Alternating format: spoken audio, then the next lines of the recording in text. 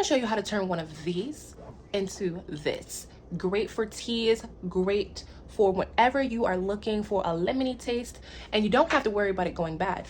They last over a year, delicious. And when you open it up, you just get that fresh lemon smell. When I smell this, I also think about cleaning products. There's so many different uses for dehydrated lemons, not only teas. You can use them in cakes, you can use them in cleaners, and you can use them as a way to freshen up your house. You can put them in cheesecloth bags and just sit them around your house anywhere that there is some air blowing, and the house would smell amazing. Hey guys, welcome back to our kitchen. Today I'm going to be finally, which is highly requested, I'm going to be dehydrating some oranges and lemons. Like, I have so many sitting on my countertop that I figured I might as well start with this first.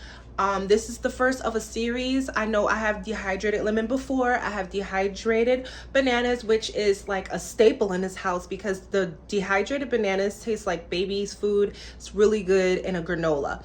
But I'm going to be dehydrating a bunch of different fruits and vegetables and things that we can have on hand, including making our own seasonings. But today I'm going to be showing you guys how to dehydrate lemons and oranges successfully and be able to use them in teas and in our iced teas. Now, of course, you can go ahead and get yourself one of these dehydrators. This is a Magic Mill, or any ones that's on the market. But if you needed a suggestion for one, I have this linked down below in the description box. You can get this on Amazon. It's really cheap. I actually got this one as a Christmas present and it has not let me down. You can also do like a homemade dehydrator. There's different ways to dehydrate your food. You can use the sun, hot air. Some ovens work, but the ovens don't go down to like 140, 147.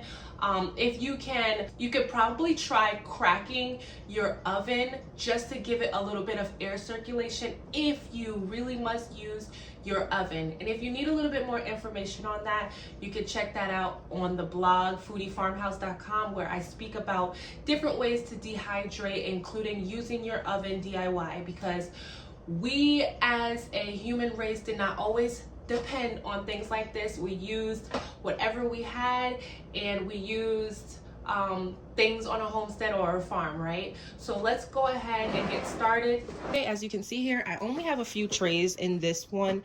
This is the top. I have 1, 2, 3, 4, 5 trays. And so I'm going to try to slice our lemons. And typically what I like to do is when I go to slice my bananas, I add the lemon juice that's left over from this onto the bananas, so that not only does it keep the colors of the bananas the same, but it enhances the taste of the bananas. We are going to try to achieve this, which is some lemons and some oranges. There's not much juice coming from these lemons because I bought them really fresh. So all the juice is actually all in here, which is good. You could tell the difference between this fresh lemon versus our dehydrated lemon, which all the juices, sugars, flavors go and they get in here. Once you activate this again, it tastes just the same. A lot of people like to throw out these end pieces, but I don't throw these out. I save these for cleaners. So I dehydrate that as well, and I throw them in like a fresh pot of water for mopping, or as a laundry detergent cleaner. I just throw them in different things. So what you want to do is you want to grab your tray, lay them out. Look at this one versus this one. Now, I'm not sure if they're two different qualities or varieties, but this one has more of a softer feel and this one is a little bit more firm. And I bought them at the same exact time. This one's going to be packed with way more juice in it. So these ones I'm going to save for when I make the dehydrated bananas, so that the juice I can squeeze onto the bananas. But these ones, which is a lot more firm, I'm going to use these ones now to finish dehydrating.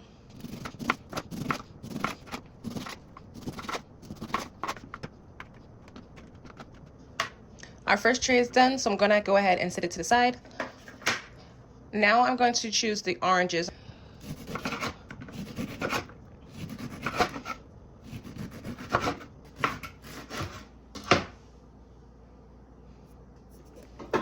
Okay, same thing with the ends. I hold on to these end pieces and I add them in different cleaners and different smell goods and things like that. It's all 100% natural, so dehydrate it and then rehydrate it when you need it. I also can go ahead and make a video on how I actually use these so that I'm not just saying it, but I'm also guys, I'm showing you how to actually use these pieces. We are a no waste kitchen, so we're using the entire thing.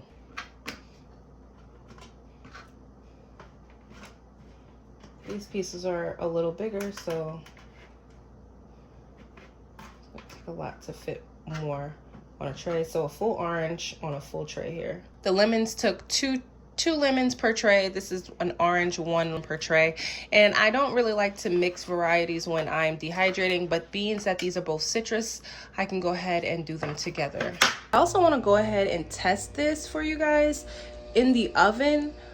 Just so that you guys can have a DIY way of how to make this, because I know a lot of people do not have dehydrators. I remember when I didn't have a dehydrator, I was dehydrating my herbs and bananas and everything in the oven, and I had to literally play with the degrees to see how I can get it to dehydrate. Like, I would put it on the lowest temp and then I would have like a fan blowing on the trays and had my oven open.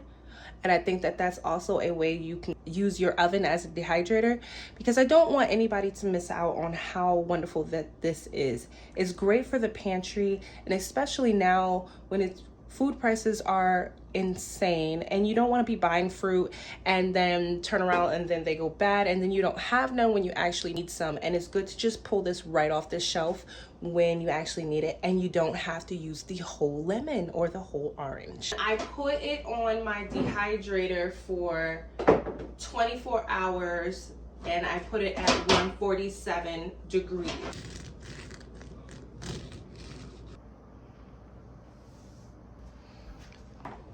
All right, guys, as a little bonus, I'm going to squeeze some kiwis on this tray of citrus. Now, I'm not sure if kiwi is considered a citrus or not. I'm gonna look it up though. I'm gonna put 2 or 3 on my tray with the oranges because I bought kiwis. My kids love kiwis, but just like the bananas that I just recently bought, if I don't get them on the dehydrating tray, they'll be eaten just as fast, which is good, but I still want to have some in the pantry. For the kiwis, I wanted to just be like a full consumable thing without having to worry about the exterior of it. So I'm gonna go ahead and shave these down. I have a feeling they're gonna taste like a gummy or a candy. And I'm actually excited about that because I want to start going on a journey of switching my kids from processed snacks like fruit, what is it called?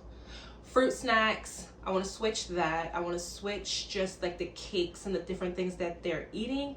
And I want to see how we can incorporate that with actual real food without all of the extra chemicals. Just recently, my daughter, the smallest one, Vision, she had discovered a type of ice cream called Nice Cream, which doesn't have any dairy or any chemicals or anything in it. It's just fruit. And ever since discovering that, the whole family has been happy when it comes to ice cream. So we just do that now. We don't even go and get regular ice cream. I gotta show you guys one of these days. I gotta show you guys that. But let's go ahead and peel off this and add it to the tray. And then I'm excited to see how it turns out. If it's gonna turn out like a gummy or is it gonna turn out like something else we can use somewhere in this kitchen. I set everything on a 24 hours and then I check on it halfway through. Start it out. The thing with the fruit is you don't want it to be crispy, but you also don't want it to be filled with moisture still. You want it to be like a leathery texture, almost like you can bend it and it won't break and it's dry. That's when you know fruit is ready.